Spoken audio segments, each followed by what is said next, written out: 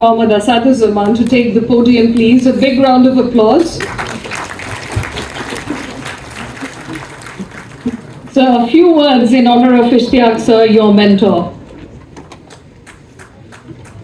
Assalamu alaikum. Good evening, ladies and gentlemen. Honorable Chief Justice, Honorable learned panelists, Honorable judges of both the divisions of this Supreme Court, learned members of the bar, my colleagues from the Attorney General's office, members from the diplomatic fraternity. I always love to speak in Bangla. When I see that some people audience are like this audience are here, so I beg unconditional apology to the diplomatic members of the diplomatic zone. আমি আজকের এই বক্তৃতায় প্রথমে আপনাদের সামনে অত্যন্ত আনন্দের সাথে গর্বের সাথে পরিচয় করিয়ে দিতে চাচ্ছি নাম আদার দেন মিস্টার মাজদার হোসেন এই দুইটা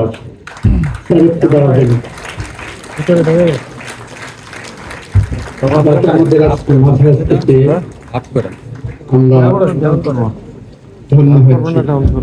আমার সমস্যা নেই এখান থেকে আমার আজকে বক্তৃতা দিতে দাঁড়ানো ইন্ডিপেন্ডেন্স অফ জুডিশিয়ারির পক্ষে কথা বলতে দাঁড়িয়ে আমার মনে হচ্ছে সাইডে যান তাহলে ইশতিয়াক সাহেবের মুখোমুখি হয়েছিলেন মাহমুদুল ইসলাম, তখন অ্যাটর্নি জেনারেল ছিলেন। ওনাকে দাঁড়িয়ে বলতে হয়েছিল আমি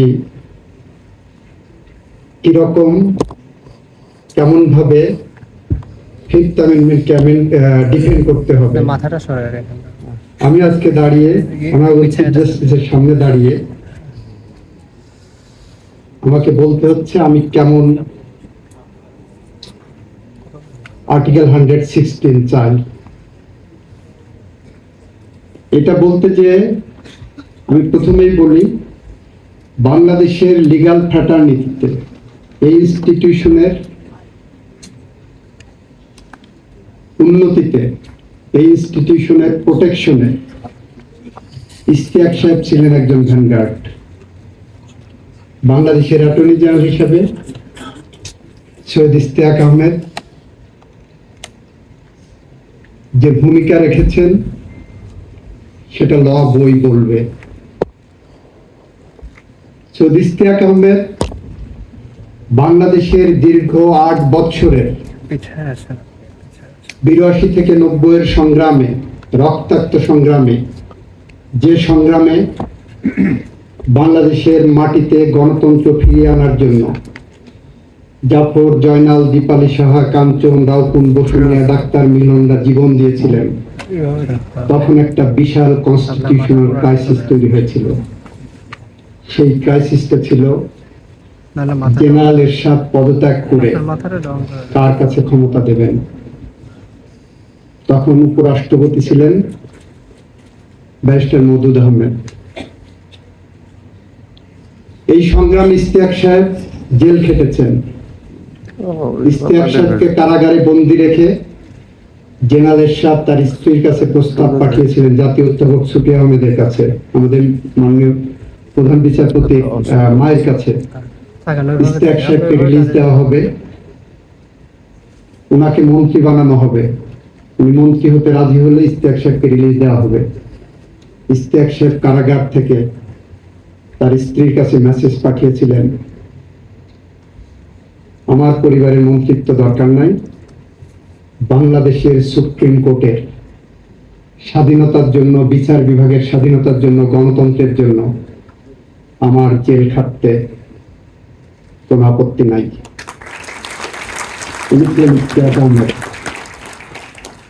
এরশাদ পতনের সময় 3টি রাজনৈতিক জোট যখন গভীর সংকটে নিপতিত হন যে বাংলাদেশের এই সাংবিধানিক সংকট উত্তরণের জন্য আমাদের কি করণীয় আছে, কোনো দিশা নাই, সংবিধানে কোনো বিধান নাই, কারণ রাষ্ট্রপতি পদত্যাগ করলে উপরাষ্ট্রপতির কাছে ক্ষমতা যাবে। বোধ রাষ্ট্রপতি এবং উপরাষ্ট্রপতি দুইজনকেই স্বৈরাচার হিসাবে বাংলাদেশের মানুষ আখ্যায়িত করেছিলেন। তখন ইশতিয়াক ফর্মুলা সামনে আসে। What was that Ishtiaq formula? সেই ফর্মুলা ছিল প্রধান বিচারপতি রিজাইন করে উপরাষ্ট্রপতি হিসাবে শপথ নেবেন, এরপরে প্রধান বিচারপতির কাছে এরশাদ রিজাইন করবেন, এবং এই তিন জোটের যে কনসেনসাস, এটা পরবর্তীতে সাংবিধানিকভাবে রেট্রোস্পেক্টিভ ইফেক্ট দিয়ে অনুমোদন দেওয়া হবে। ইশতিয়াক ফর্মুলা ওই দিন 1990 সালের গণঅভ্যুত্থানের পরে বাংলাদেশের মানুষকে সংবিধানের আলোর পথ দেখিয়েছিলেন। ইশতিয়াক ফর্মুলা আরেকটি আলোর পথ দেখিয়েছিলেন, অনেকে হয়তো এটা অন্যভাবে নিতে পারেন, বাট হেউতি তুমি ভুবনে ভুবনে কথা বলে যাও গোপনে গোপনে। ইশতিয়াক এরকম একটি ফর্মুলা দিয়েছিলেন ইন্ডেমনিটি অর্ডিন্যান্সের উপরে, যে ফর্মুলা ইন্ডেমনিটি অর্ডিন্যান্স একসময় বাতিল হয়েছিল। ব্যারিস্টার ইশতিয়াক সাহেব বাংলাদেশের তত্ত্বাবধায়ক সরকার ব্যবস্থা প্রবর্তনের জন্য 13th অ্যামেন্ডমেন্টের পক্ষে অবস্থান নিয়েছিলেন, বাংলাদেশের মানুষের ভোটাধিকার নিশ্চিত করার জন্য, গণতন্ত্র নিশ্চিত করার জন্য। ওনার সাথে কাজ করতে পেরে আমি নিজেকে ধন্য মনে করি।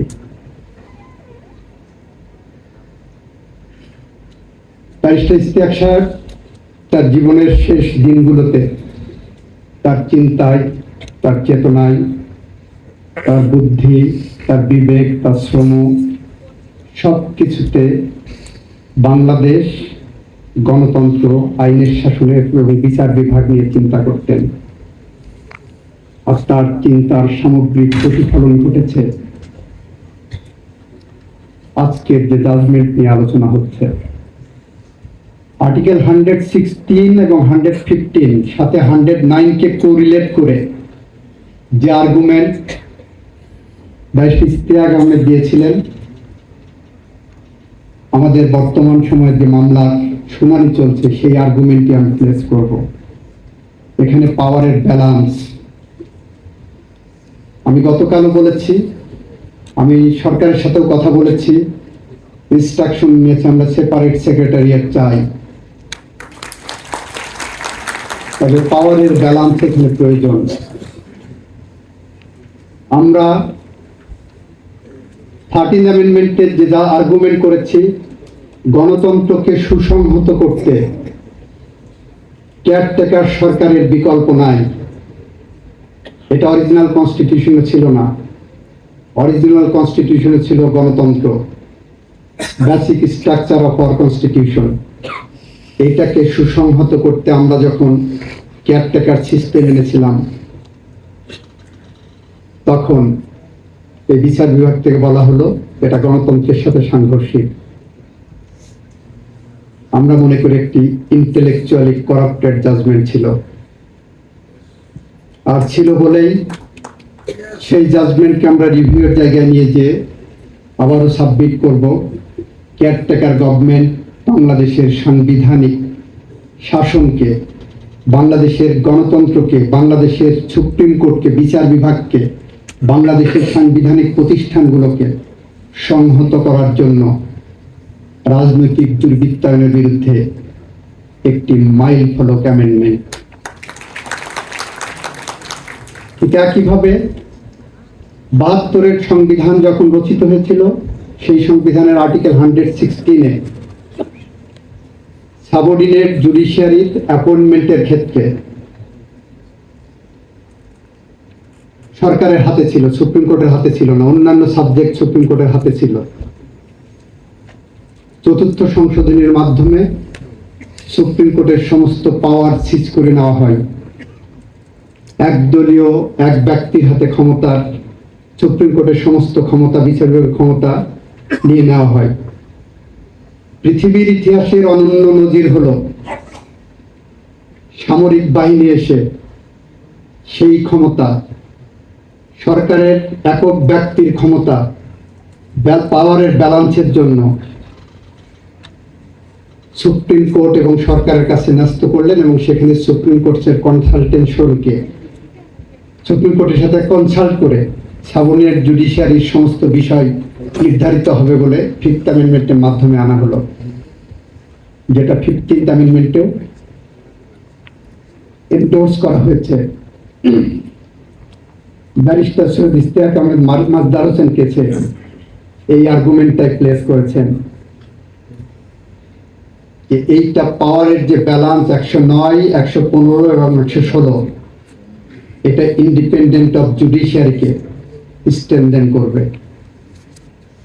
তত্ত্বাবধায়ক সরকারের ব্যবস্থা যেমন গণতন্ত্রকে সুসংহত করবে, পাওয়ারের এই ব্যালেন্স যদি না থাকে একসময় হয়তো আমাদের দেখতে হবে শপথবদ্ধ বিচারপতিদের কাছে আমার জুডিশিয়ারি জিম্মি হয়ে পড়েছে।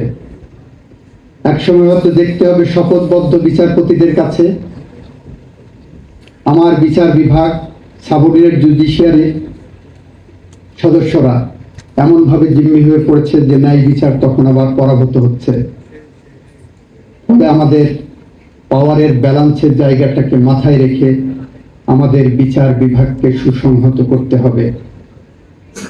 আমরা দেখেছি আমাদের সুপ্রিম জুডিশিয়ারি সাংবিধানিকভাবে এতটাই স্বাধীন, আমাদের সুপ্রিম জুডিশিয়ারি সাংবিধানিকভাবে এতটাই শক্তিশালী, তাদের চাকরির নিশ্চয়তা থেকে শুরু করে সুপ্রিম জুডিশিয়ারির মাননীয় বিচারপতিদের ক্ষমতা এবং জুরিসডিকশন এতটাই ব্যাপক, তারপরও এই পছন্দটা আমাদের সুপ্রিম জুডিশিয়ারির থেকেই শুরু হয়েছে। বিজ্ঞ সদস্যরা আমরা মনে করি সেই জায়গা দাঁড়িয়ে আমরা গভীরভাবে শঙ্কিত হই। আমরা চাই বাংলাদেশের বিচার বিভাগ প্রশাসনের সমস্ত নিয়ন্ত্রণের বাইরে এসে কাজ করুক।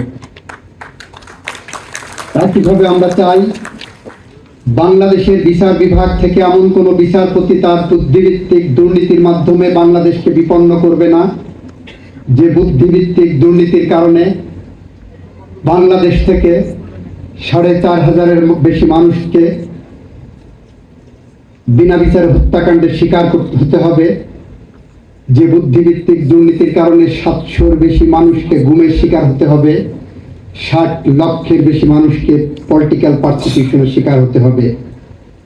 আমরা এরকম বুদ্ধিভিত্তিক দুর্নীতি স্বাধীন বিচার ব্যবস্থায়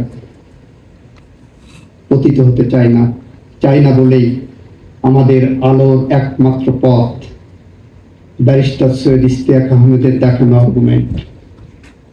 ব্যারিস্টার সৈয়দ ইশতিয়াক আহমেদ যে আর্গুমেন্ট করেছেন মাজদার হোসেনের কাছে, সেই আর্গুমেন্টই আলোর পথ, সেই পথ ধরে আমরা হাঁটবো। 7 মিনিট সময় দেওয়া ছিল, আমি একটু সময় বেশি নিয়ে ফেলেছি। আপনাদের সবাইকে ধন্যবাদ জানিয়ে আমি আমার কথা শেষ করছি। সবাইকে ধন্যবাদ।